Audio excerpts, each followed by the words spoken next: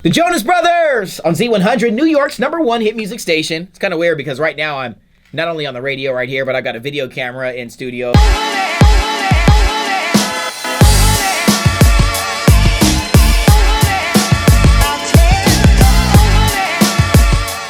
So music in the 2010s, what kind of stands out? It was a decade of experimentation, a decade of, you know what, I'll say this, acceptance. There were a lot of different genres, especially in the pop world, a lot of different genres that made its way into popular music that was really dope. I mean, you saw some country songs really creep into the top 40. I mean, you had dance records creep into the top 40. You had, people like Skrillex and Diplo working with Justin Bieber. You had ballads like Lady Gaga and Bradley Cooper for a movie, be those kind of unforgettable moments. We were introduced to artists like, Adele. Nobody has a voice on earth like her. You know what I mean? You're thinking to yourself like, holy crap. So it was really cool to see people really truly be themselves and to be really truly accepted. And we're starting to get a lot better at that now as we're in 2020. And I think that's just the way that music is going to go. Most recently, I've started what I call my notes book. I have this bound leather notebook that I bought when I was on a trip in Italy. And I actually brought it back and thought to myself, it'd be really cool to hear these stories from some of my favorite artists who have now become my friends. What are those songs or those song lyrics that they either created or that they have instantly connected to that somebody else maybe have created? And what's the story behind that for them? And then they write in my notes book their favorite lyrics. And at this moment, I've got lyrics in there from that Halsey's written down, a story that she shared, that Fletcher has shared, that Louis Capaldi. Some really special, really special people. To hear their stories, Selena Gomez even, to hear their stories and why they love music and what makes them feel is like the coolest thing to me. The interview that probably stands out the most to me though, goodness man, if I was going to say one that will forever be like on my mind, probably be the opportunity that I got to sit down and talk to Lady Gaga, and we had like a 25-minute conversation just about everything, about her relationship with Tony Bennett, her relationship with her family, the meaning, the very deep-rooted meaning behind the album title of her last album, and it was amazing because she was quite exhausted about talking about all this stuff because she had been doing so for the longest time throughout that day, but she opened up on a level that was like so special. They were filming in the other studio here her 5'2" documentary, and just to have her come to me and say like, thank you for just allowing me to have a conversation and not feel like I'm answering another, when is your album going to come out, what can we expect kind of a conversation. To hear someone like Lady Gaga say that was like the dopest thing ever. There are so many songs I'm connected to, so many artists that I love for so many different reasons. I'm going to give you like the two that really stick out right now. Halsey's new album, Manic. I know she's a pop star and all that kind of stuff, but what's special about her is that she really does, like, she writes from the heart and she says it like it is. The fact that she dedicated her album to somebody who was like one of my best friends ever was like the most, she's forever going to be one of my favorite people on earth because there's just so much history with her. And God, man, like, she's got bangers on this album. The artist right now, which is really crazy that you're asking me this question at this point in time, probably be Jon Bellion. For those who know his connection to music, he might not be the biggest name in music, but that's not really like his MO. He's really not trying to be super famous. He's had so much success on, records by himself, records with Zed. You know what I'm saying?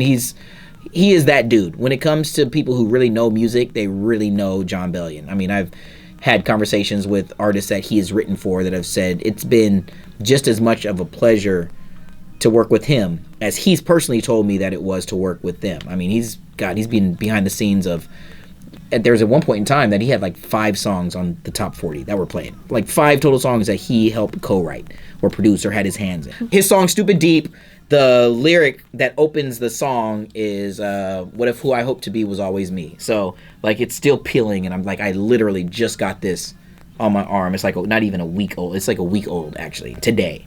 So that's probably like the, hold on, I gotta press some buttons. I'm working on the radio station right now. But these lyrics right here mean the absolute most. I mean, clearly I've inked it on my body for life.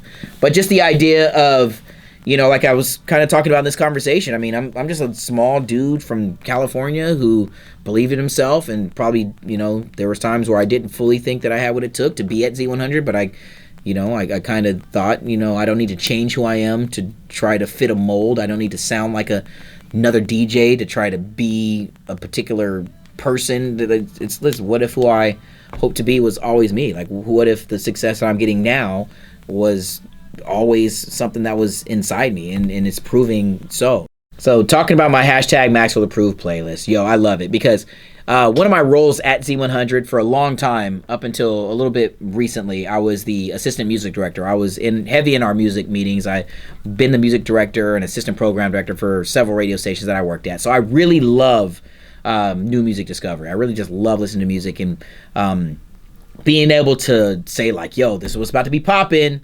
Trust me on this. And sometimes being right, sometimes being wrong. But again, it's just how I'm emotionally connecting to records. But there have been a lot of those like, hey, you got to listen to me, like pay attention. There's some of these tracks that you're going to want to mess with. And that was kind of what went into my mind when I started to put together my hashtag Maxwell approved playlist. It was like giving my little stamp of approval. Where do I go for the music? First off, I'm like always listening. I've got relationships with the record labels where I'm getting the chance to listen to music maybe a couple of weeks before we actually press play on the radio station. It's just part of the process. So I get a little advanced listening to some of the stuff. Also being friends with some of the artists. They'll send me stuff way sooner than, their label gets it at some, points in time. So, I mean, some of the songs that are on my list right now, I mean, I got hits on this list, dude. Like, I remember telling my boss, like, yo, we need to play Someone You Love by Louis Capaldi, like 5 weeks before that song was even added to the Z100 playlist. And then to have that be a #1 hit, you know what I mean? That's a song that I'm still vibing to. You know what's crazy, man? I think that some of these, some of the SoundCloud artists and these people that are really creating music that is truly going viral, when you start thinking about the fact that here at Z100, I'm playing music from Black Bear and Trevor Daniel. Like, that's going to be crazy to see the longevity of their career throughout 2020.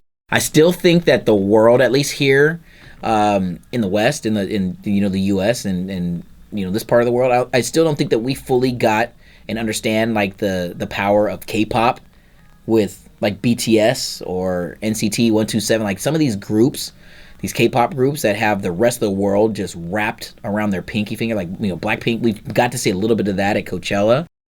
I don't hang out in New York City a lot because it's hella expensive. The radio station, Z100, like I'm here a lot, even when I'm not working. I love a good bit of my coworkers here, man. We're a family. So, you can catch me in the studio sitting on our beanbag chair hanging out with my girl Shelly Rome. You know what I mean? There's times where me and my buddy Brady are just like BSing after the show. Me and Mo Bounce are hanging out as we switch shifts. I mean, it's cool. So, I would say hanging out here at Z100. But if you're trying to take me out to drinks, single ladies, if you got a membership to Soho House, holler.